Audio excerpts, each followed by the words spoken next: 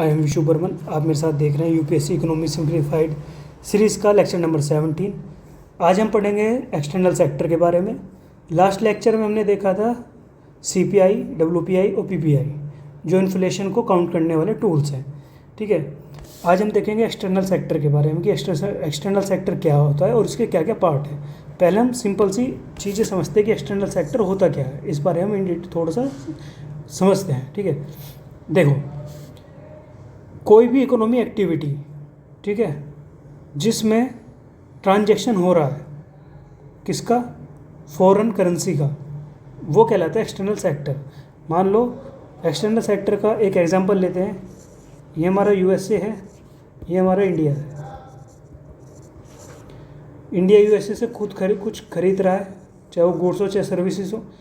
अब मान लो India USA को कुछ एक्सपोर्ट कर रहा है, और भाई इंपोर्ट और एक्सपोर्ट करने के लिए पैसा तो लगेगा ना। ठीक है भाई, यूएसए यदि खरीद रहा है इंडिया से, तो यूएसए इंडिया को देगा रुपीज़। इंडिया यदि यूएसए से कुछ खरीद रहा है तो इंडिया यूएसए को क्या देगा, रुपीज़ तो देगा नहीं, डॉलर ही देगा। सीधी सी बात है भाई, इसके यहाँ तो डॉलर ही चलता है ना, ये तो डॉलर देगा। और यूएसए क्या देगा इंडिया को, यदि कोई चीज़ खरीद रहा है तो वो देगा रुपीज़। ठीक है, तो मतलब कहने का ये है कि ये क्या हो गया, ये एक एक्सटर्नल सेक्टर हो गया।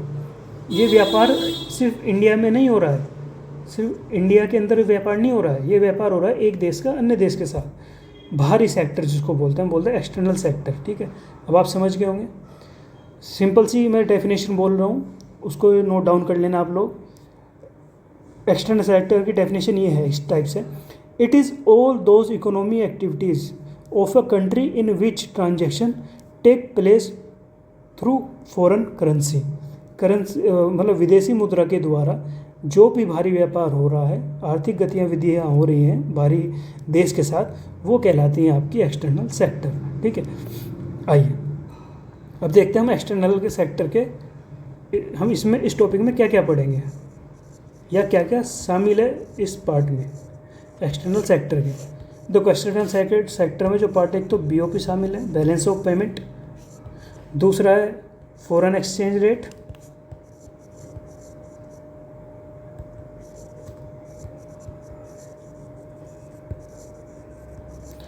तीसरा है आपका फॉरेन ट्रेड।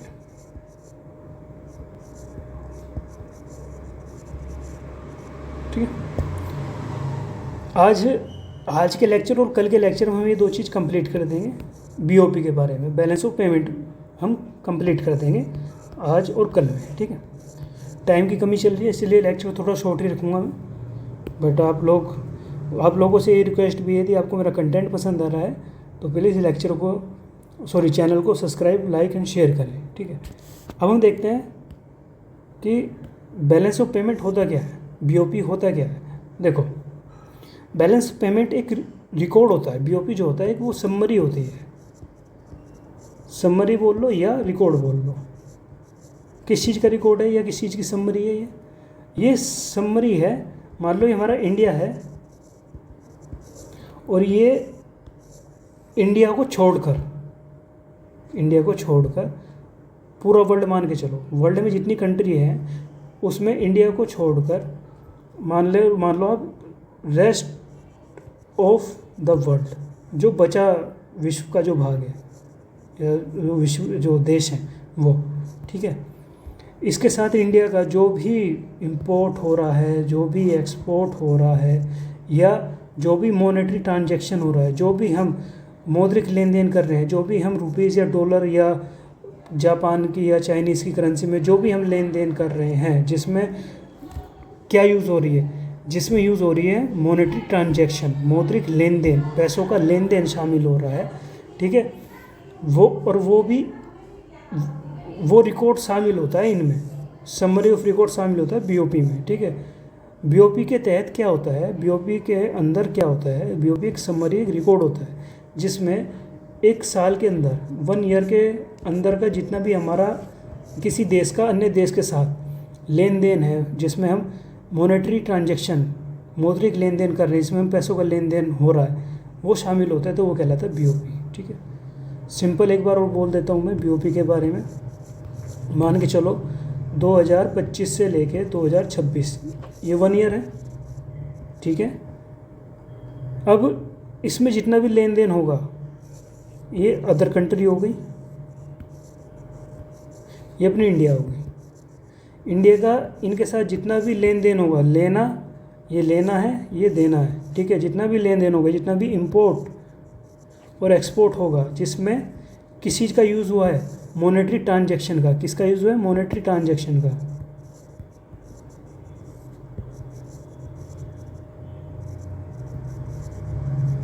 जितने मॉनेटरी ट्रांजैक्शन का जितना भी यूज़ हुआ है वो कहलाता है आपका बैलेंस ऑफ पेमेंट, ठीक है। जितना भी मॉनेटरी ट्रांजैक्शन हुआ है एक साल के अंदर अंदर, किसके? एक साल के अंदर अंदर, उसका जो रिकॉर्ड बनाया जाएगा, रिकॉर्ड या उसकी जो समरी रेडी की जाएगी, ठीक है, वो कहलाएगी आपकी क्या? BOP, balance of payment. समझ गए? सिंपल सी बात है। टाइम लिमिट 1 ईयर होती है। कितनी है? 1 ईयर के अंतर्गत, ठीक है। चलिए आप ये चीज़ समझ गए होंगे। आइए इसके बाद हम देखते हैं जो हमारा इस टाइप का जो हमने पढ़ी है, जो ये हमने अभी पढ़ा है मॉनेटरी ट्रांजैक्शन के बारे में, जो BOP के अंडर आ रहा है, ठीक है। दिस मॉनेटरी ट्रांजैक्शन जुड़ी होती है कुछ बिंदुओं से, कुछ पॉइंट से, ठीक है। This monetary transaction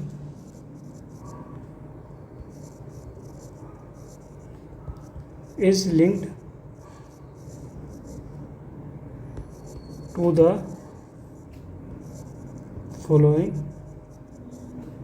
points। मतलब जो मॉनेटरी ट्रांजैक्शन है वो कुछ बिंदुओं से जुड़ी होती है या कुछ पॉइंट से रिलेटेड होती है, ठीक है।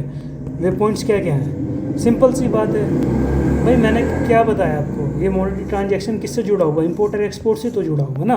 तो यहाँ भी सिंपल मैं उसी पॉइंट्स की बात कर रहा हूँ कि आपके जो गुड्स हैं, जो आपकी वस्तुएं हैं, उनका इंपोर्ट और एक्सपोर्ट ये जुड़ा होता है।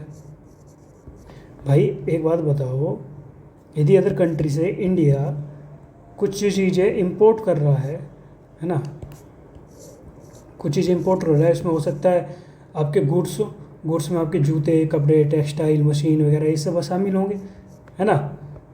तो गुड्स एक्सपोर्ट, इंपोर्टर एक्सपोर्ट, और हो सकता है कि इंडिया क्या कर रहा है? इंपोर्ट भी कर रहा है और कुछ चीज़ें एक्सपोर्ट भी कर रहा है, ठीक है। क्या कर रहा है? एक्सपोर्ट भी कर रहा है। मान लो इंडिया का मसाला अच्छा है, गुड्स है, मसाला गुड्स में आएगा। इंडिया ने अदर कंट्री में US से पता नहीं किस किस को मसाला एक्सपोर्ट कर दिया होगा, ठीक है। तो वो क्या हो गया? गुड्स इंपोर्ट एंड एक्सपोर्ट एक पॉइंट होता है मैंने मॉनेटरी ट्रांजैक्शन का। और भाई इंपोर्ट एक्सपोर्ट करोगे तो कुछ ना कुछ पैसा और लेना, पैसा दोगे भी और पैसा लोगे भी, सिंपल सी बात है। यही हो गया आपकी मॉनेटरी ट्रांजैक्शन कहलाती है, ठीक है। तो ध्यान रखना कि गुड्स इंपोर्ट एंड एक्सपोर्ट। दूसरा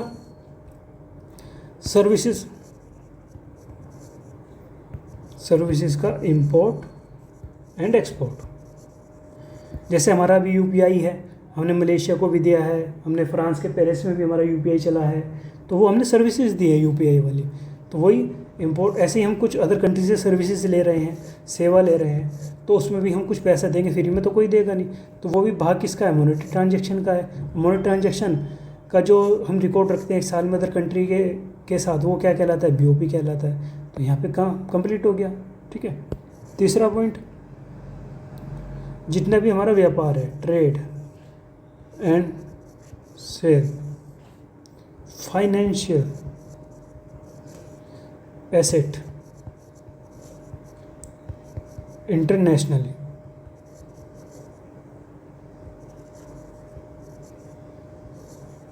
ठीक है।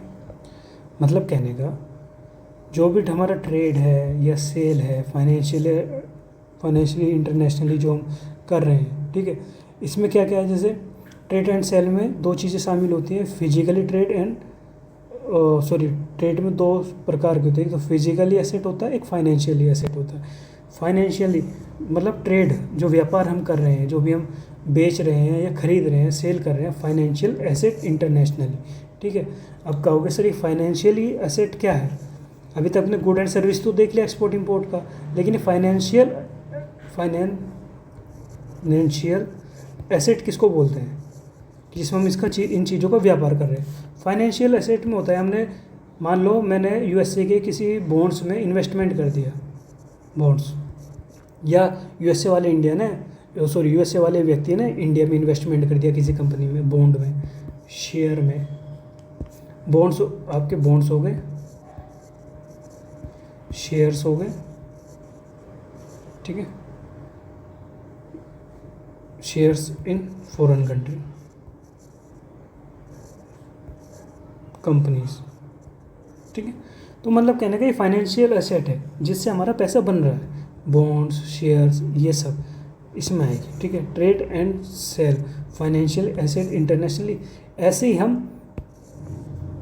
हम जो हैं देखते हैं ट्रेड एंड सेल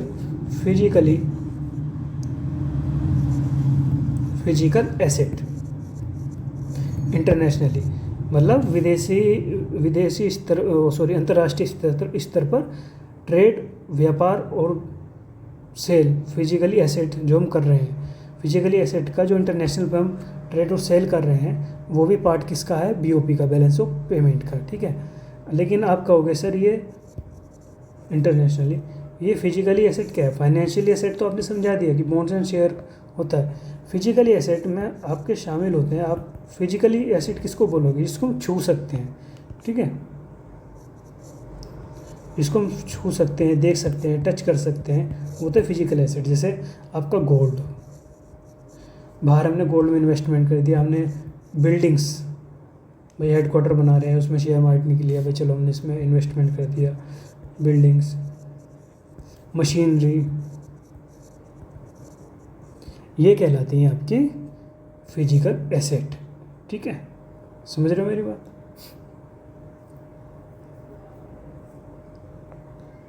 अब आप देखो, हम बीओपी तो बार बार पढ़ रहे हैं, बट हम ये देखना चाहते हैं कि भाई ऐसा क्या है कि हम बीओपी को इतनी वो दे रहे हैं, तवज्जो दे रहे हैं, या इसको हम इतना इम्पोर्टेंस दे रहे हैं।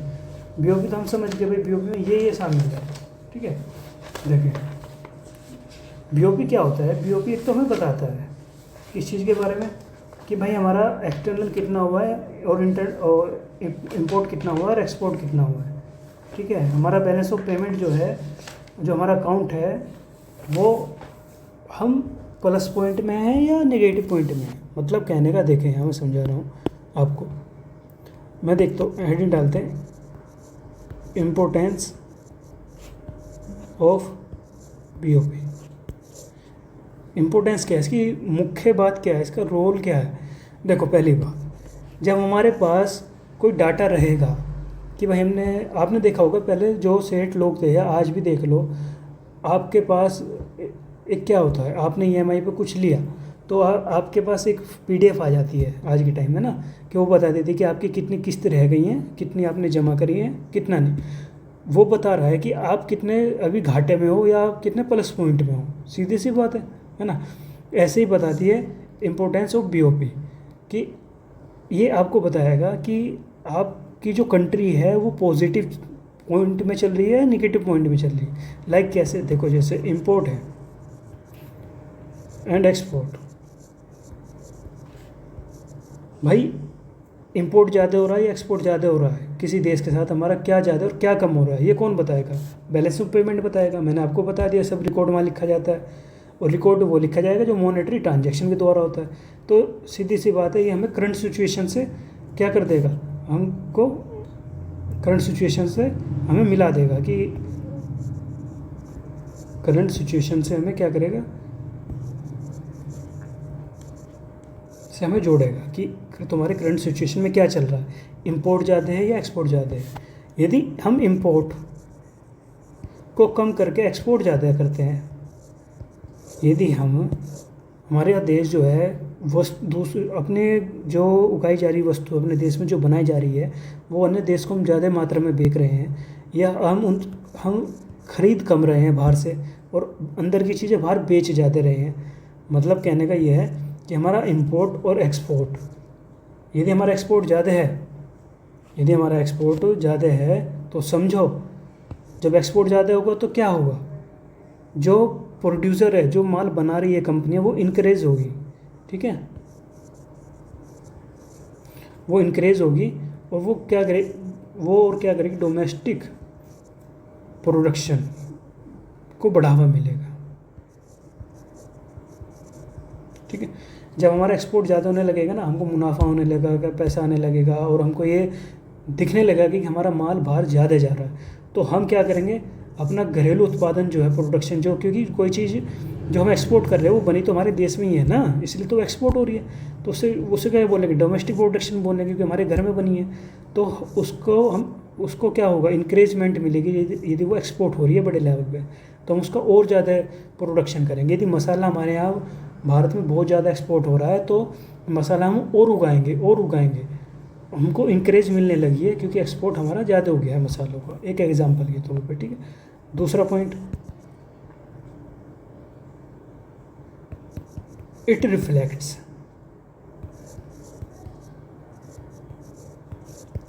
मतलब कि ये है कि ये दिखाता है कि आपकी अंतर्राष्ट्रीय उधारी कितनी है। भाई आपने कोई चीज़ मान लो इंपोर्ट किया, किसी चीज़ से आपने यूएसए से, मान लो नाइकी या एडिडास के किसी भी एक, मान लो कुछ भी यूएसए का जो डोमेस्टिक प्रोडक्शन है आपने मंगा लिया, आपके पास पैसा नहीं है देने को, आप क्या करोगे, आप कहोगे भाई ठीक है हम आने वाले वर्ष में आपको पैसा दे देंगे। वो भी कहाँ लिखा जाएगा, बीओपी में लिखा जाएगा, क्योंकि मॉनेटरी ट्रांजेक्शन तो हुआ ही है ना, भले आपने पैसा नहीं दिया लेकिन आने वाले टाइम में तो दोगे ही। तो ये क्या दिखाती है, ये रिफ्लेक्ट करती है आपका इंटरनेशनल बोरोइंग, जो हमारी इंटरनेशनल बोरोइंग, जो हमारी अंतर्राष्ट्रीय उधारी है, उसको दिखाती है।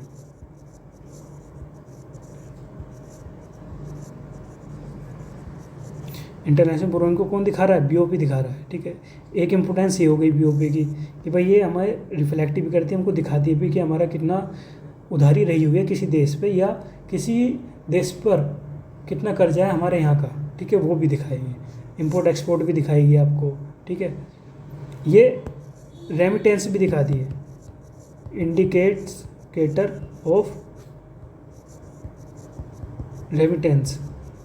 रेमिटेंसेस। ठीक है, रेमिटेंसेस मतलब जो बाहर एनआरआई रह रहे हैं हमारे लोग, जो बाहर जाके काम कर रहे हैं, वो कितना अपना घर पैसा भेज रहे हैं इंडिया में, उसकी डिटेल भी यहीं मिलेगी। ठीक है, एक बात और ध्यान रखना, हमारे यहाँ बीओपी जो मैंने क्या बताया, बीओपी एक क्या है, एक रजिस्टर है, एक समरी, एक रिकॉर्ड, एक डाटा है। ठीक है, ये जो काम करता है बीओपी, वो काम करता है डबल एंट्री सिस्टम पर। जैसे आपके अकाउंट में आप जाते हो ना, पासबुक पे एक जगह लिखा होता है, जब आप अकाउंट अपने बैंक में जाते हो और आप अपनी पासबुक देते हो एंट्री करवाने के लिए, वहाँ दो चीज़ होती है, डेबिट और क्रेडिट। एक तो होता है कि डेबिट डबल एंट्री में, एक होता है क्रेडिट, मतलब एक होता है जमा पक्ष, एक होता है नाम पक्ष। मतलब ये है कि हमने अपना पैसा किसे कितना दिया। देखा होगा जब आपकी सैलरी आती है अकाउंट में, या कुछ पैसा कोई डालता है तो लिखा आता है कि इतने रुपीस क्रेडिट हुए आपके अकाउंट में, मतलब आए हैं। और जब आप किसी को देते हो तो वहाँ आता है कि इतने रुपीस डेबिट हुए हैं, मतलब कटे हैं। तो मतलब कहने का, जब हम इंपोर्ट करेंगे तो हमारे अकाउंट से पैसा जाएगा या आएगा? ऑब्वियसली सी बात है, पैसा जाएगा हमारे अकाउंट से।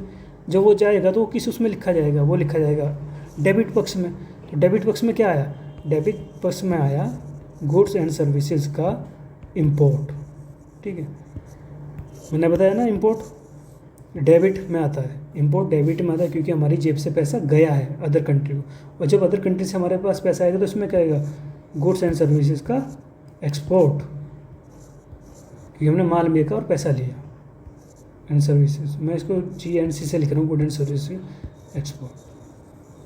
ठीक है, ये होता है आपकी क्रेडिट डबल एंट्री में, और ये होता है डेबिट सिस्टम। ठीक है, आज के लिए हम इस लेक्चर को इतना ही रखते हैं। ठीक है, और अपकमिंग लेक्चर में, कल आने वाले लेक्चर में हम बीओपी के क्या क्या पढ़ेंगे। एक पार्ट पढ़ेंगे हम आपका करंट अकाउंट, एक पढ़ेंगे हम कैपिटल अकाउंट। ठीक है, और इनके पार्ट से देखेंगे। करंट अकाउंट में हम ट्रेड देख लेंगे, ट्रेड अकाउंट। ठीक है, ट्रेड अकाउंट, इसमें भी हम देख लेंगे विजिबल नॉन विजिबल। कैपिटल में भी हम देख लेंगे इनफ्लो, फिर हम देखेंगे आउटफ्लो। ठीक है, ये सब पढ़ लेंगे हम कल के लेक्चर में। चलिए, आपको मेरा लेक्चर यदि पसंद आ रहा है तो प्लीज़ चैनल को सब्सक्राइब करें, लाइक करें, शेयर करें। गुड नाइट आप सभी को, अपने हेल्थ का ध्यान रखें, हेल्थ इज़ वेल्थ। चलिए।